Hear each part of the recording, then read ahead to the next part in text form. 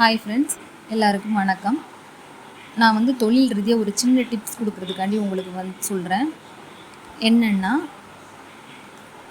வாரத்தில் 2 நாள் இது செய்தால் போதும். வெள்ளி, செவ்வாய் இந்த 2 நாள் செய்தால் கூட போதும். கடை வியாபாரம் முடிந்து இரவு கடையை பூட்டும் நேரத்தில் கற்பூரம் வைப்பீங்க. அந்த கற்பூரம் வைக்காமல் பச்சை கற்பூரம் ஏற்றுங்க.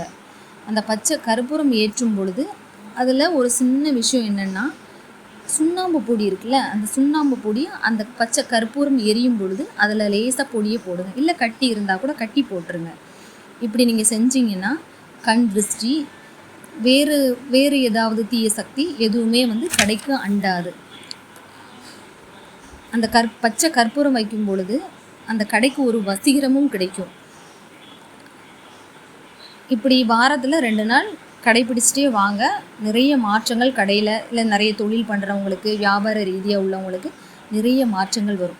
அப்படி கடையில் பண்ண முடியலன்னா வீட்டுக்கு வந்தால் கூட வீட்டில் வெளில வரும்பொழுது காலை கழுவிட்டு வீட்டில் வந்ததுக்கப்புறம் இந்த பச்சை கற்பூரம் சுற்றி இந்த சுண்ணாம்பு போட்டு எரித்தால் இதுவும் அந்த திருஷ்டி விலகிடும். வீட்டை சுற்றியும் எந்த தீங்கும் வராது.